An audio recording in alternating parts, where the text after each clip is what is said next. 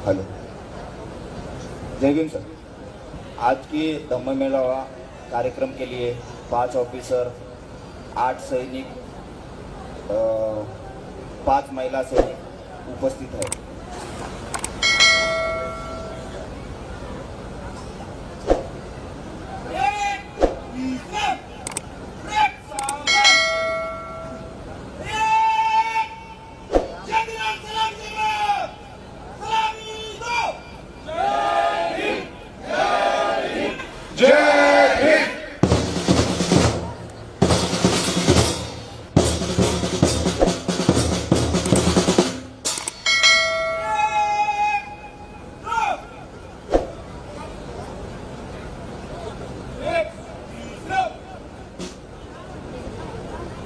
जनताचा जो खंड आहे तो सन्मान चिन्ह, पुष्पगुच्छ, पुष्पहार देऊन साहेबांचं तालुका कमिटीने स्वागत सत्कार करायचा आहे। साहेबांना मी विनंती करतो की आपण देखील या स्वागत सत्काराचा स्वीकार करायचा आहे। Hello hello hello hello hello मंच। सर्वप्रथम Bharatiya Bauddha Mahasabha chairman, trustee chairman doctor Harish Rawale साहेब त्यांचा स्वागत सत्कार होत आहे।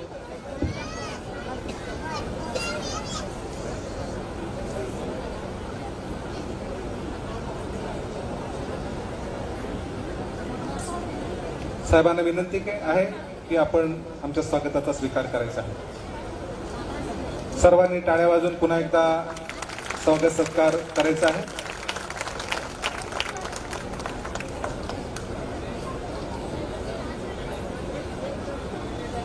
तदनंतर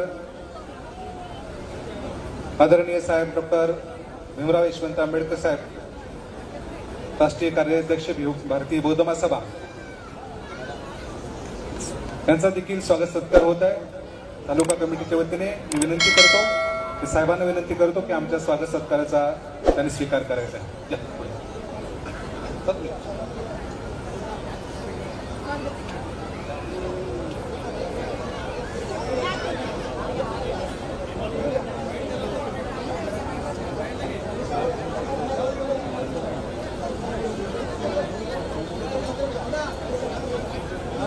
सर्वांनी पुन्हा एकदा टाळ्या वाजवून जयघोष करायचा आहे।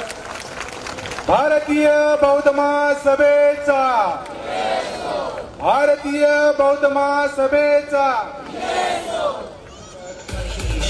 आदरणीय ॲडव्होकेट जगदीश गवई साहेब, राष्ट्रीय उपाध्यक्ष भारतीय बौद्ध महासभा, मी महिला अध्यक्ष आणि सचिव, त्याचबरोबर पुरुष अध्यक्ष आणि सचिव यांना विनंती करतो की त्यांनी गवई साहेबांचं स्वागत सत्कार करायचा आहे। गवई साहेबांना देखील विनंती आहे की आपण आमच्या स्वागताचा स्वीकार करायचा आहे।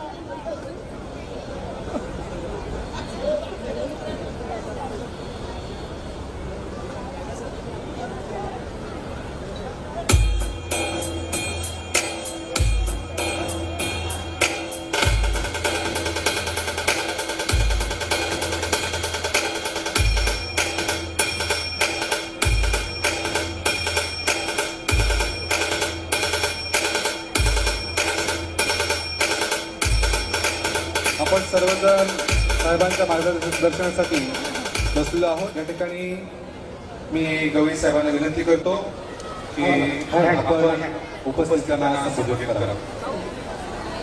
सन्माननीय गवई साहेब,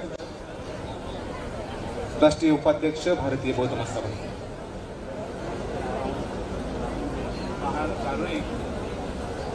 भगवान बुद्ध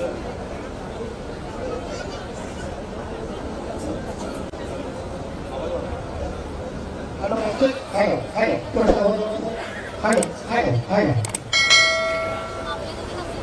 हॅलो हॅलो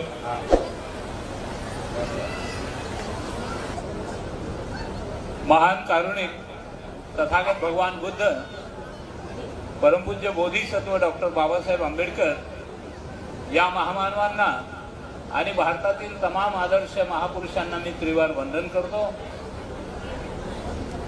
आज या ठिकाणी ठाणे जिल्ह्याच्या अंतर्गत भिवंडी तालुका शाखेच्या माध्यमातून 69वा धम्मचक्र प्रवर्तन दिन आणि त्यानिमित्त हा प्रचंड असा धम्म मेळावा आपण या फार्म हाऊस मध्ये कवाड गावामध्ये आयोजित केलेला आहे। आणि या प्रसंगी आपण सर्व लोक ज्यांची अत्यंत आतुरतेने वाट पाहत होते, आजच्या कार्यक्रमाचे प्रमुख मार्गदर्शन आणि प्रमुख आकर्षण डॉक्टर बाबासाहेब आंबेडकरांचे नातू आणि भारतीय बौद्ध महासभेचे ट्रस्टी, राष्ट्रीय कार्याध्यक्ष आणि संपूर्ण भारतामध्ये या संस्थेला कानाकोपऱ्यामध्ये पोहोचवण्यासाठी दिवस रात्र मेहनत करत असलेले आदरणीय डॉक्टर भीमराव यशवंतराव आंबेडकर साहेब, त्याचबरोबर आज या कार्यक्रमासाठी संस्थेचे trustee chairman doctor Harish Rawalia साहेब देखील या ठिकाणी उपस्थित आहे। यांना सविनय जय भीम करतो। संस्थेचे राष्ट्रीय सचिव आणि या ठाणे जिल्ह्याचे भूमिपुत्र डॉक्टर राजेश लक्ष्मण पवार साहेब, तसेच ठाणे जिल्ह्याचे अध्यक्ष, त्याच्या अगोदर आमचे केंद्रीय प्रशिक्षण विभागाच्या उपप्रमुख आदरणीय सुप्रियाताई कासारे, त्याचबरोबर ठाणे जिल्ह्याचे सन्माननीय अध्यक्ष आदरणीय विजय गायकवाड साहेब, आपापसामध्ये बोलत असलं की आम्हाला वाटतं की आमच्याबद्दल काय बोलताय।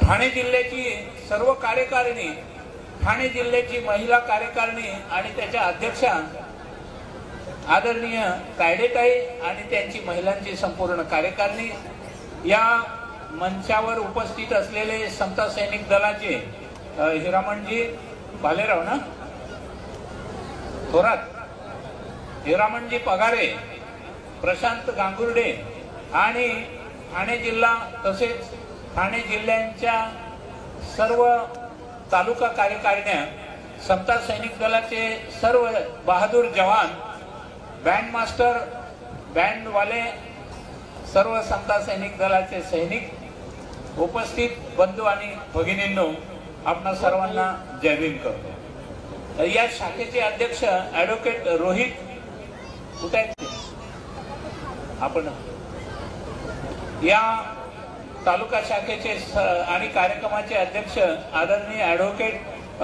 रोहित जाधव, कार्यक्रमाच्या स्वागताध्यक्ष आणि महिला अध्यक्षा भिवंडी तालुका आदरणीय रंजनाताई भोईर आणि या तालुका कार्यकारिणीचे सर्व पदाधिकारी, बंधू आणि भगिनींनो, आपणा सर्वांना सविनय जय भीम। सर्वप्रथम आपणा सर्वांना या 29व्या धम्मचक्र प्रवर्तन दिनानिमित्त हार्दिक हार्दिक शुभेच्छा देतो।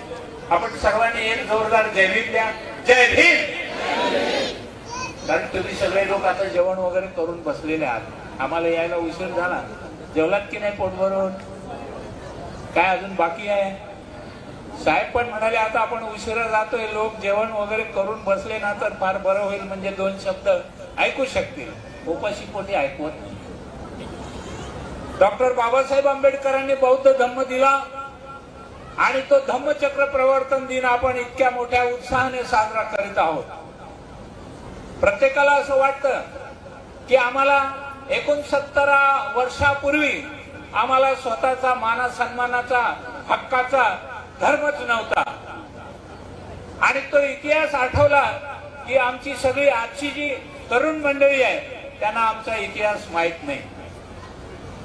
आम्हाला स्वतःच्या मालकीचा हक्काचा धर्म नव्हता, देव नव्हता, देऊळ नव्हतं, सर्वत्र आम्हाला बंदीच होती।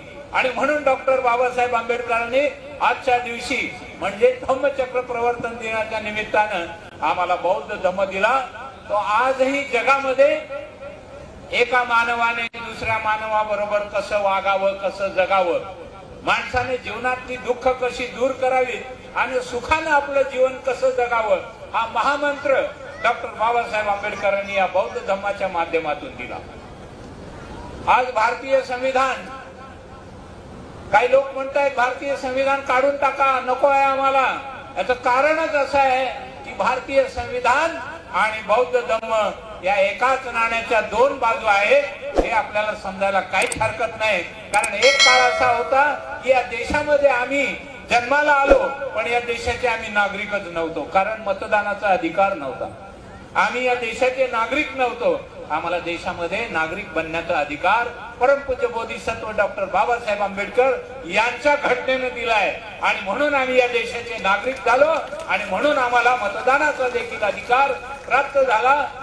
केवळ मतदान देण्याचा नव्हे तर आमचा प्रतिनिधी निवडण्याचा देखील अधिकार दिला. पण दुर्दैवानं आमचा समाज आजही या देशाची सत्ता मिळवण्यासाठी आमचे त्या संख्येमध्ये आमदार खासदार या देशामध्ये निवडून येत नाही आणि हा सगळ्यात कळीचा मुद्दा आहे. आणि म्हणून आपण सर्वांनी हे लक्षात घेतलं पाहिजे. डॉक्टर बाबासाहेब आंबेडकरांनी जे संविधान दिलंय या देशातल्या वंचित जे अन्याय अत्याचारानं ग्रसित आहेत या सर्वांना समान अधिकार दिलेत आणि म्हणून भारतीय राज्य घटनेला या देशामध्ये कायमस्वरूपी ठेवणं ही तुमची आमची सर्वांची नैतिक जबाबदारी आहे. कारण जोपर्यंत भारतीय राज्यघटना या देशामध्ये काम करते तोपर्यंत तुमचं आमचं स्वातंत्र्य हे अबाधित राहणार आहे. आणि म्हणून आमचं अस्तित्व जर टिकवायचं असेल, बौद्ध धर्माचं पुनरुज्जीवन करायचं असेल तर आम्हाला भारतीय राज्यघटना या देशामध्ये टिकवण्याची अत्यंत गरज आहे. भारतीय संविधान म्हणजे आम्हाला शिक्षणाची संधी, स्वातंत्र्य, समता, बंधुत्व आणि न्याय. या देशामध्ये आम्ही आमच्या धर्माची उपासना करण्याचं स्वातंत्र्य, या देशामध्ये आम्हाला नोकरी करण्याचं स्वातंत्र्य, उद्योगधंदा करण्याचं स्वातंत्र्य. आता या सभेसाठी या भारतीय संविधानाच्या माध्यमातून मी बरंच काही बोलू शकतो, परंतु या कार्यक्रमाची वेळ पाहता आणि आदरणीय भीमराव आंबेडकर साहेबांचं या ठिकाणी आपण ऐकण्यासाठी जे उत्सुकतेनं बसलेले आहात, मी तुमच्या आणि त्यांच्यामध्ये जास्त अधिक वेळ घेऊ इच्छित नाही. अगोदर माझं या कार्यकारिणीशी बोलणं झालं होतं की आपण संविधानावर बोलावं आणि मी संविधानावर बोलायला आपल्याकडे तेवढा वेळ राहिलेला नाही. परंतु या ठिकाणी संविधान हे आपल्या सर्वांच्या अस्तित्वाचं फार मोठं देणं बाबासाहेब आंबेडकरांनी या देशाला दिलेलं आहे. हे एवढंच महत्वाचं आज लक्षात ठेवावं. आणि या ठिकाणी वेळेच्या अभावी उरलेला जो वेळ आहे तो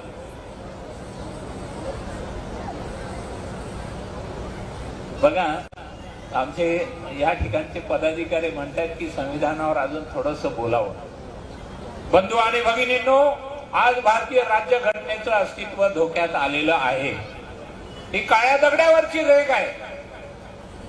इथे रात्र वैरेची नसून दिवस देखील वैरेचा आहे. येणाऱ्या भविष्य काळामध्ये या देशामध्ये हुकुमशाही येऊ शकते. भारतीय संविधान या देशातून नष्ट केलं जाऊ शकतं. आज भारतीय संविधानाला समोर ठेवून प्रतिज्ञा घेऊन जे या देशाच्या सत्तेवर बसले, बाबासाहेब आंबेडकरांनी लिहिलेल्या या संविधानामधल्या अनेक तरतुदी ज्याच्यामुळे लोकांचं कल्याण होऊ शकतं, त्या तरतुदी आज पायदळी तुडवल्या जात आहेत.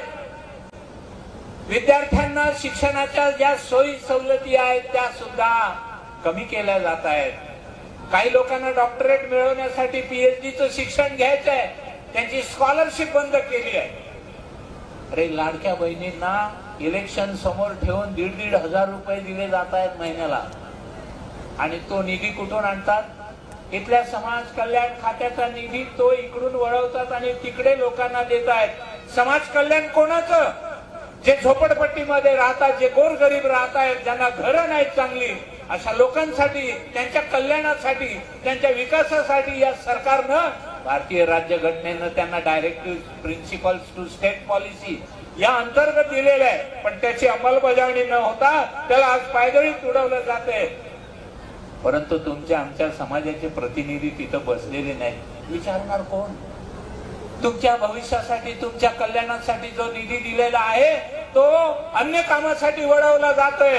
हा आमच्या समाजावर पुन्हा एकदा भारतीय राज्यघटना अस्तित्वात असताना होणारा अन्याय आहे. आणि तो अन्यायाच्या विरुद्ध आवाज उठवण्याची ताकद आमच्यामध्ये तेव्हा निर्माण होईल ज्यावेळेला आमचे प्रतिनिधी लोकसभेमध्ये, विधानसभेमध्ये निवडून जातील. तेव्हाच तो हक्क, आमच्या समाजाचा आवाज आणि त्याचा निषेध नोंदवण्याची ताकद आमच्या प्रतिनिधींच्या माध्यमातून ती तयार होईल. फार मोठं दुखणं आहे. Reservation in promotion, reservation in recruitment. अहो, या गव्हर्नमेंटनी एवढा सत्यानाश करून ठेवलाय की आमचे लोक शिकलेत. शिकलेल्या बेरोजगारांनी मागणी केली की आम्हाला नोकरी द्या. प्राईम मिनिस्टर म्हणतात भजी तळा, बटाटे वडे आणि पाव विका. तुम्ही सांगा यासाठी आमच्या मुलांनी शिक्षण घेतलंय काय? आज अनेक वकील, इंजिनियर, प्रोफेसर लोक घरी बसलेले आहेत. शिक्षक शिक्षिका शिकून सवरून त्यांच्याकडे लायसन्स आहे, सर्टिफिकेट आहे, परंतु त्यांना रोजगार नाही आहे. बेरोजगारीचा खूप मोठा मुद्दा आपल्या देशामध्ये आहे. तुम्ही धर्मांतरित बौद्ध झाला तरी तुम्हाला 17 वेळा सांगतात पूर्वाश्रमीची जात काय ती लिहा, त्याचं एक सर्टिफिकेट आणा. इकडून तिकडून आमच्या समाजाची जी काय होरपळ सुरू आहे, या समाजावर होणारा अन्याय अत्याचार जो आहे तो नव्या स्वरूपामध्ये आज आपल्याला पाहायला मिळतोय. भारतीय राज्यघटनेने सर्व अधिकार दिलेत, परंतु त्या अधिकारांचा वापर न करणे, त्याचा गैरवापर करणे आणि पुन्हा एकदा मागच्या दारानं या देशामध्ये गुलामगिरी आणण्याचं जे षडयंत्र आहे त्याच्या विरोधात आपल्याला एकजुटीनं आंबेडकर घराणं आजपर्यंत आपल्या बरोबर आहे. माननीय बाळासाहेब आंबेडकर जे बाबासाहेबांचे मोठे नातू आहे, त्यांनी या देशातल्या वंचितांना, बहुजनांना एकत्रित आणून या देशामध्ये होणारा जो अन्याय अत्याचार आहे त्याच्या विरुद्ध लढण्यासाठी त्यांनी कंबर कसली आहे.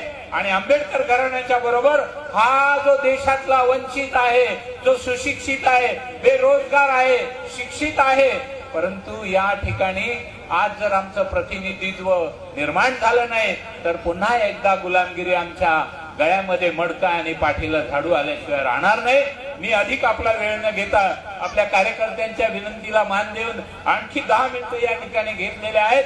उर्वरित पुन्हा एकदा असा कार्यक्रम झाल्यानंतर फक्त भारतीय राज्यघटना आणि आजची स्थिती हा विषय ठेवा. मी आपल्याकडे येईन, 2-2.5 तास बोलेन आणि आपली सेवा करण्याची संधी आपण दिली त्याबद्दल आपला अत्यंत आभार व्यक्त करतो आणि आपली विशेष म्हणजे क्षमा मागतो. नमो बुद्धाय. जय भीम, जय भीम, जय भीम.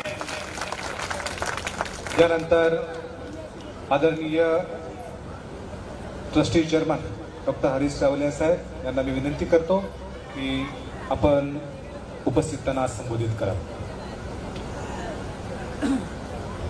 सबसे पहले मैं आपकी माफी चाहता हूँ क्योंकि हमारा ड्रेस कोड है व्हाइट. मैंने व्हाइट इसके ऊपर व्हाइट कोट डालता हूँ, वो गाड़ी में रह गया था इसलिए मैं वहाँ बैठा था. मैं बोला हमारा जो ये इसका भंग नहीं करेंगे, इसलिए मैं वहाँ बैठा था. लेकिन फिर भी साहब ने बोला कि कोई बात नहीं आप आ जाइए करके, इसलिए मैं स्टेज के ऊपर आ गया. ये कार्यक्रम के बारे में मुझे पता नहीं था. मैं गुजरात से आया हूँ.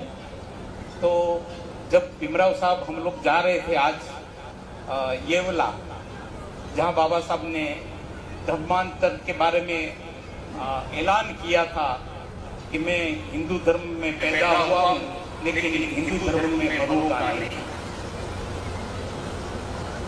सबसे पहले मैं बाबा साहब की, भगवान बुद्ध की प्रार्थना करता हूँ. जैसे फलक पे चांद सितारों में एक है, जैसे फलक पे चांद सितारों में एक है, भगवान गौतम बुद्ध करोड़ों में एक है. तमन्ना लाख हो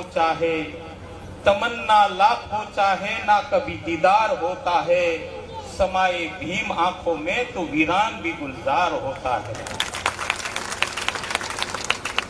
आज की इस सभा में हमारे लाडले भीमराव साहब आंबेडकर, भीमराव नाम जो है हमारा बहुत प्रिय नाम है और मैं धन्यवाद करता हूं उनकी मम्मी को कि उन्होंने हमको दूसरा भीमराव हमारे पीछे पीछे लगा दिया.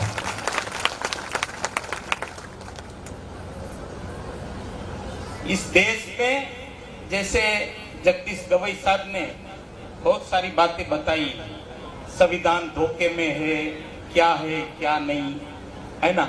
इस देश में बहुत सारे लोग हो गए. हमारे एक नेता भी हुए थे, सुभाष चंद्र बोस कहते थे हम लोगों को आजादी के वक्त में कि तुम हमको आजादी दो, तुम हमको खून दो, मैं तुमको आजादी दूंगा। लेकिन आपको ये मालूम नहीं है, बाबा साहब ने अपने 4 बच्चों का बलिदान देके हमको आजादी दिलाई है। और आज हम जो अच्छे अच्छे कपड़े पहनते हैं, अच्छे अच्छे बंगलों में रहते हैं, और ड्यू टू डॉक्टर बाबा साहब आम्बेडकर। आज जब मैं सोचता हूँ बाबा साहब के बारे में, तो भी मेरे आंख से आंसू निकल जाते हैं। मैं कितना कष्ट किया होगे उन्होंने, बाबा साहब ने कैसे कष्ट किया होगा, कैसे संविधान बनाया होगा, कैसे बाबा साहब जब संविधान बनाते थे उठ नहीं सकते थे, बैठ नहीं सकते थे, अपनी जो पेट है वो पेट के ऊपर डायरी रख के वो संविधान का लिखने का काम किया। आखिर में भी बाबा साहब के जब आंख बीचने वाली थी, आप बाबा साहब जाने वाले थे हमारे से बीच में, वो टाइम में भी बाबा साहब के हाथ में कलम थी और कलम के पेड़ के ऊपर बुद्धिस्ट सोसाइटी ऑफ इंडिया का आखिरी शब्द लिखा हुआ था। बाबा साहब ने जो धम्म ग्रंथ हमारे लिए जो छोड़ा, उनके वो आखिरी शब्द थे। आप जरा सोचिए वो इंसान ने कितना कष्ट किया होगा। आप हमें छोटी छोटी बातों, हम लोगों को कलेक्टर के पास में इधर उधर जाना पड़ता है, ये करना पड़ता है, वो फिर भी हमारा काम नहीं होता।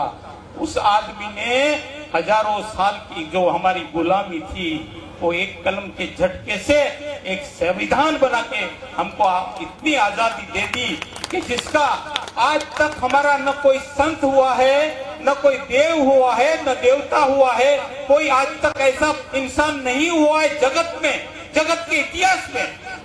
अमेरिका बना होगा, उसका लेनिन होगा, दूसरा कोई होगा, लेकिन बाबा साहब ने जो कष्ट करके हमें संविधान दिया है और हमको जो आजादी दी है, वो आजादी है ना, वो किसी के मुकाबले आप देखेंगे तो सबसे मुकाबले में बाबा साहब की ये जो हमारी हमको दी हुई आजादी है, वो सबसे नंबर 1 में है। तो मैं बाबा साहब को नंबर 1 नेता नहीं, धर्मगुरु नहीं, लेकिन एक देवता हमारे लिए जो पैदा हुआ, जिसने हमें ये पूरी आजादी दे दी। अभी हम येवला जा रहे हैं। सब लोग बोलते हैं कि बाबा साहब ने येवला में धर्मांतर की घोषणा की, या मैं हिंदू में पैदा हुआ हूं लेकिन हिंदू में मरूंगा नहीं। बाबा साहब 14 साल के थे, बटाटा चाल में रहते थे, और वो बटाटा चाल में रहते थे तो केडसपुर गुरुजी ने बाबा साहब को एक किताब भेंट दिया था बुद्धा का। वो भगवान बुद्ध का जो एक किताब दिया, और वो जब एसएससी हो गए थे तो वहां उनका सम्मान का कार्यक्रम रखा, और पिताजी को, उनके पिताजी को केडुस्कर जी ने मना लिया, बोला हम भीमराव अंबेडकर का स्वागत करना चाहते हैं यहाँ। और वहां वो बटेटा चाल में सब लोग बैठे थे, कितने लोग तो मुझे लगता है बहुत थोड़े लोग थे वो सभा में, लेकिन बाबा साहब की 14वें साल में वो पहली सभा थी, और वो सभा में लोग इधर उधर बैठे थे, खड़े थे, कोई पान खा रहा था, कोई थूक रहा था, कोई अपनी लुंगी समेट रहा था, ऐसे करके वो आजू बाजू बगल में बैठे थे। लेकिन कोई आके वहां वो सभा में, वहां इनको सरपाव देना चाहिए, बाबा साहब एसएससी हो गए, उनको हमको सम्मान करना चाहिए, ऐसा किसी के दिल में तभी नहीं आया था। कभी पता भी नहीं था लोगों को कि बाबा साहब ने इतना एजुकेशन वगैरह लेके आज विश्व में ऐसा एक ही आदमी है जिसके पास में इतनी सारी डिग्रियां है जो आज तक किसी ने नहीं ली। बाबा साहब ने इतनी सारी डिग्रियां लेके ये जो कुछ भी किया हमारे लिए, वो आप कभी सोचेंगे तो आपको लगेगा कि न भूतो न भविष्य, न कभी ऐसा हुआ है न कभी ऐसा होगा। बाबा साहब के बारे में मैं जितना भी बोलूं उतना कम है। आप जानते हैं वो किताब पढ़ने के बाद में बाबा साहब ने बुद्ध धम्म की वो किताब, 14 साल की उम्र थी, वो किताब पढ़ने के बाद में बाबा साहब को बौद्ध धम्म का इतना रोग लग गया, इतनी उनको ख्वाहिश हो गई कि वो अमेरिका में गए तो अमेरिका की हर एक लाइब्रेरी में उन्होंने हमेशा देखा कि बुद्ध की किताबें किसने कहां लिखी है। वो किताबें ढूंढते थे, और किताबें उनको जितनी किताबें जो मिली वो सभी उनका अभ्यास किया। येवले में तो जाहिरात किया था, लेकिन बाबा साहब ने उसके पीछे 21 साल तक उनका अभ्यास किया, धम्म का अभ्यास किया। इस देश में पहले वेद धर्म था, वैदिक सिस्टम चल रही थी। वेद यानी क्या आपको मालूम है? किसी ने पढ़ा क्या वेद? इसमें कौन पढ़ा है? किसी ने पढ़ा है इसमें वेद? किसी ने नहीं पढ़ा। किसने पढ़ा है? कौन? यादव साहब, आपने वेद पढ़ा है? यादव साहब, आपने वेद पढ़ा है? आप मुझे एक आध बात बताएंगे वेद की, कि वेद में क्या लिखा था? किसी को मालूम नहीं। सर, वेद जो है आप पढ़ेंगे तो आपको ऐसा लगेगा कि ये इंसानियत की किताब है या कचरे में डालने की किताब है। वेद में लिखा है, हे भगवान, मेरे खेत में पानी बरसे और बाजू का जो बाजू वाले का खेत है उसमें पानी न बरसे। ये इंसानियत। हे भगवान, मेरी गाय जो है वो दूध दे और ये बाजू वाले की जो गाय है वो वसु की जाए। वसु की जाए हमारे गुजराती में बोलते हैं कि वो दूध न दे। तो ये सब ऐसी अड़ंग बड़ंग बातें वेदों में लिखी हुई है। वो वेद खत्म हो गया, उसके बाद में ब्राह्मणी धर्म आया। तो ब्राह्मणी धर्म में क्या था वो आपको मालूम है सब। हमारे लिए उसमें क्या, यानी हमारे जो समाज के लिए, यानी आगे मटकी, पीछे झाड़ू और क्या क्या था। हमको सूरज जब भी निकलता था तो हमको बाहर निकलने का अलाउड नहीं था, क्योंकि सूरज की जो परछाई है वो भी किसी के ऊपर पड़नी नहीं चाहिए, ऐसी हमारी हालत थी। तो ऐसी हालत में डॉक्टर बाबा साहब ने हमको निकाला। तो इसका हम लोग अपनी चमड़ी का जूता बना के भी पहनाएंगे। ये कुटुंब को भी, ये कुटुंब, मैं देख रहा हूँ भीमराव अंबेडकर साहब एक मिनट चैन से नहीं बैठते हैं। आपको मालूम है अभी ये कौन सा सर, अभी कहां से आप आए? लातूरा मध्य प्रदेश में कार्यक्रम था। 7 बजे गाड़ी आने वाली थी, सुबह 7 बजे, उसके बदले में 10:30 बजे गाड़ी आई। आप देखेंगे उनकी मेहनत में बता रहा हूँ। वो एक दिन घर में बूढ़ी माँ है, चल नहीं सकते अच्छी ढंग से, उनका रहना बहुत जरूरी है, लेकिन फिर भी वो घर में नहीं रहते हैं। वो हमारे समाज के लिए आज जितना भाग दौड़ के बाबा साहब ने जैसे मेहनत किया, वैसे मैं समझता हूँ आज मुझे इनके ऊपर बहुत नाज है कि मैं ऐसे आदमी के साथ में हूँ जो सही माने में बाबा साहब का मूवमेंट जो आगे ले जाने का काम कर रहे हैं। सही माने में बाबा साहब का ये मूवमेंट जो है आगे ले जाने का काम कर रहे हैं। ये आपका गांव तो छोटा है, हम आ रहे थे तभी हम बोल रहे थे, कहते सर ऐसे छोटे गांव में आप कार्यक्रम लेते हैं। बोला नहीं रावलिया जी, अपने को हर एक लोगों के पास में पहुंचना पड़ेगा, अपने को हर एक लोगों के पास में जाना पड़ेगा। ये बाबा साहब का जो रक्त है, मैं उनमें बाबा साहब का जो डीएन है, डीएनए, वो देखता हूं। मैं इसीलिए उनको सलाम करता हूं, उनको हमेशा सलाम करता हूं। और वे डीएन जो है, वो डीएनए इस देश में दूसरे किसी के पास में नहीं है। और डीएन है ऐसा होता है कि जो बाप में होता है वो बेटे में उतरता है, और ये भीमराव साहब में उतरा है।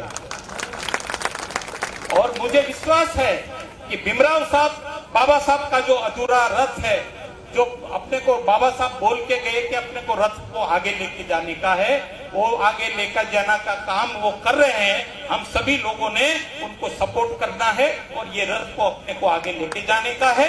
और बाबा साहब का ये जो सपना था कि मैं पूरे भारत को बौद्धमय करूंगा, ये सपना अपने को सच करना है।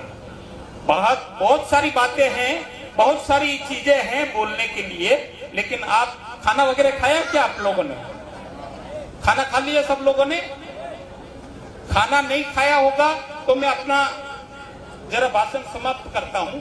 लेकिन खाना खा के आराम से बैठे हैं तो फिर मैं तो 2-4 घंटा भी बोल सकता हूं, मुझे कोई एतराज नहीं है। आप बैठने को तैयार है तो सर जी, हमको वहां जाना है, अभी येवला की परिषद में जाना है, तो यहाँ से अभी नासिक जाएंगे और वहां से फिर येवला जाएंगे। तो बहुत बड़ा काम साहब कर रहे हैं, वो काम आपको सपोर्ट करना है। और बहुत सारी बुद्धिस्ट सोसाइटी भी कोई बना लेते हैं, ये बुद्धिस्ट सोसाइटी, वो नहीं, बुद्धिस्ट सोसाइटी एक ही है। बाबा साहब ने जो स्थापित की हुई बुद्धिस्ट सोसाइटी, वो मुझे भी जब समझ में आया तो हमारे जो चेयरमैन थे दूसरे ज्योतिकर साहब, उनको लेके मैं माई साहब के पास में गया था। कि आप है ना अपने घुटने टेक दो, क्योंकि बाबा साहब के आगे तुम लोग कुछ भी नहीं हो। मैं चेयरमैन भी हूँ, लेकिन आज भी मैं भीमराव साहब को वंदन करता हूँ, क्योंकि वो बाबा साहब का डीएन है, बाबा साहब का खून बसा है उसमें। मैं उसके सामने कुछ नहीं हूँ, चाहे कुछ भी हो, कितना बड़ा आदमी हो, कितना पैसा वाला हो। मेरे 4 लड़के पायलट है, मेरी बेबी लंदन में इतनी बड़ी पैसा वाली है, लेकिन मैं पैसा ये वो नहीं, बाबा साहब ने ये जो कुछ भी है वो ड्यू टू बाबा साहब आम्बेडकर। यदि मैं बाबा साहब का आम्बेडकर का नाम न लूं और इनके घराने का नाम न लूं, तो मुझे लगता है मेरे ऊपर थू है, मेरे ऊपर थू है। आज हम जो भी है, हम जो अच्छे कपड़े पहनते हैं, हम अच्छे अच्छे दागिना बनाते हैं, हमारी बहनों को मैं बोलना चाहता हूँ, आपको मालूम नहीं आज से 50 साल पहले आप लोगों की क्या हालत थी और ये हालत किसने बनाई थी।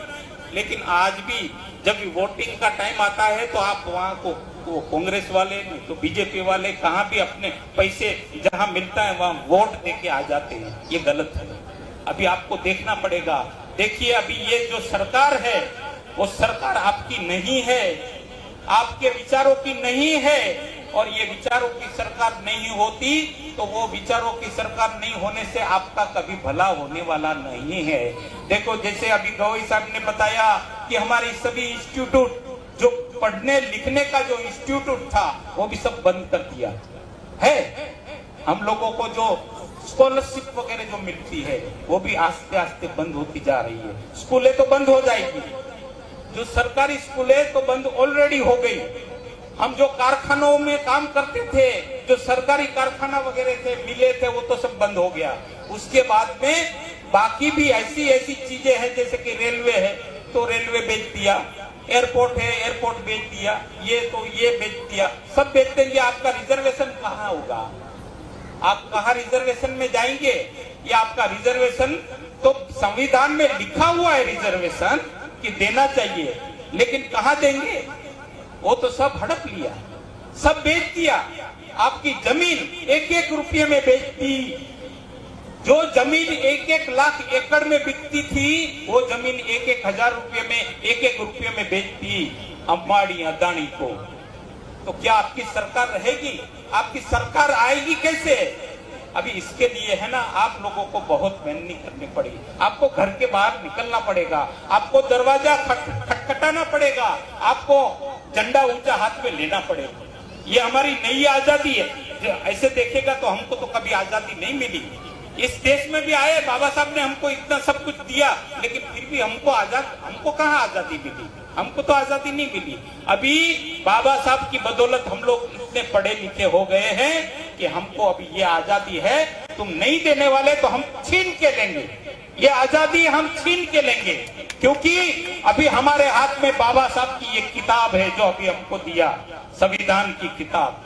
और ये संविधान, कोई बोल रहा था कि खतरे में, संविधान कभी खतरे में नहीं हो सकता, क्योंकि संविधान तो ऐसे बाबा साहब ने बनाया है कि बेटे लोग, बड़े लोग, तुम कुछ भी करोगे तो भी संविधान को बदल नहीं सकते। बाबा साहब ने ऐसा ऐसा वहां वो कोष डाला हुआ है कि वो 400 की बोलते हैं कि आप 400 पार करेंगे, तुम्हारा बाप भी 400 पार नहीं कर सकता। ऐसे बाबा साहब सब सोच के बनाइए संविधान। संविधान खतरे में है, इसलिए ये लोग है ना इनडायरेक्टली हमको खत्म करने के लिए जा रहे हैं, इनडायरेक्टली। बोलो क्या हो?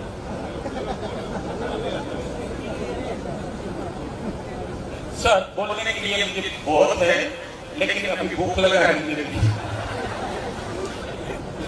डायबिटीज का पेशेंट हूँ, तो डायबिटीज वाले को कुछ न कुछ खाना पड़ता है, और साहब मेरे लिए चॉकलेट भी नहीं लाए घर में, खुद खा रहे। देखिए मैं अभी मेरा भाषण खत्म होने के पहले मैं आपको एक गाना सुनाता हूँ।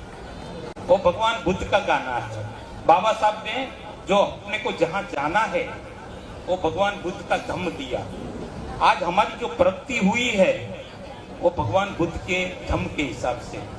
छोटी छोटी बातें होती है, लेकिन बाबा साहब ने सब बातें सोची बराबर, और इसीलिए बाबा साहब ने हमको ये धम्म दिया बड़ी मेहनत से, बहुत उसमें स्टडी किया बाबा साहब ने। बाबा साहब ने धम्म ये देने के पहले बहुत स्टडी किया, और विश्व में एक ही ऐसा धर्म है, ऐसी धम्म ऐसा है भगवान बुद्ध का धम्म, जो भगवान बुद्ध ने, वो कोई इंसान नहीं थे, वो कोई देवता नहीं थे, लेकिन भगवान बुद्ध ने जो धम्म हमें दिया, बाबा साहब ने बड़े सोच के दिया। वही भगवान बुद्ध का एक गाना मैं आपको सुनाता हूँ, आप सभी लोग मेरे साथ में बोलेंगे, बुद्धं शरणं गच्छामि, धम्मं शरणं गच्छामि, संघं शरणं गच्छामि। बोलेंगे, हाथ ऊपर करिए, बोलेंगे सब। अरे वाह। तो मैं आपके समक्ष वो भगवान बुद्ध का गाना इसलिए बाबा साहब ने कहा था कि 10 भाषण से भी ज्यादा एक गाना जो है वो इफेक्टिव रहता है। 10 भाषण सुनो और एक गाना सुनो, उसमें भगवान बुद्ध ने जो कुछ भी अपने धम्म दिया है वो मैं एक छोटे से 2 मिनट के गाने में आपको रजू करता हूँ। आप मेरे साथ में जरूर गाइएगा।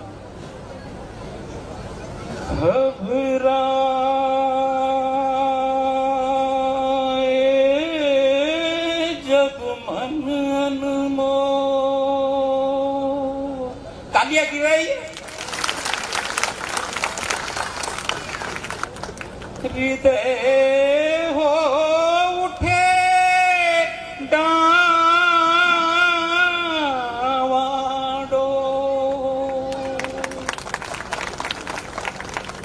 घबराए जब मन अनमोल, और हृदय हो डावाडोल, तब मानव तू मुख से बोल, बुद्धं शरणं गच्छामि, धम्मं शरणं गच्छामि, संघं शरणं गच्छामि। इतने, मेरा एक अकेला का इतना बड़ा आवाज, आप इतने लोग और इतना आवाज नहीं निकल सकता है।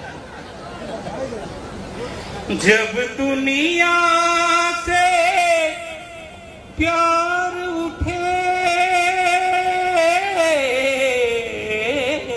आपका माइक नहीं है बराबर।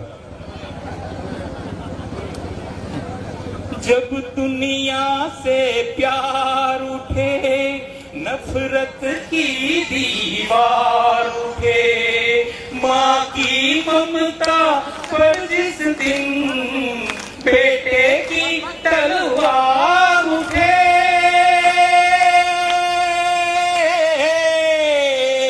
धरती की काया कांपे, अंबर डगमग उठे डोल, तब मानव तू मुख से बोल, बुद्धं शरणं गच्छामि, धम्मं शरणं गच्छामि, संघं शरणं गच्छामि। जब अशांति का राग उठे, लाल लहू का फाग उठे, इंसाही को आग उठे, मानव में पशु जाग उठे, ऊपर से मुस्काते रंग, भीतर जहर रहे घोल, तब मानव तू मुख से बोल, बुद्धं शरणं गच्छामि, धम्मं शरणं गच्छामि, संघं शरणं गच्छामि। दूर किया जिसने जन मन से, मानव मन का अंधियारा, जिसकी एक किरण को छूकर चमक उठा ये जग सारा। दूर किया जिसने जन मन से, मानव मन का अंधियारा, जिसकी एक किरण को छूकर चमक उठा ये जग सारा। दीप सत्य का सदा जले, दया अहिं सदा पले सुख शांति की छाया में, जनगण मन में प्यार बहे,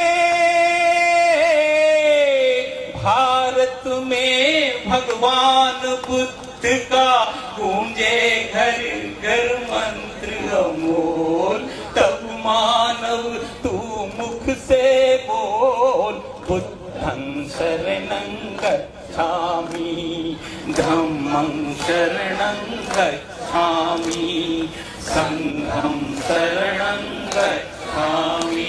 नमो बुद्धाय। जय हिंद। धन्यवाद रावले साहेब.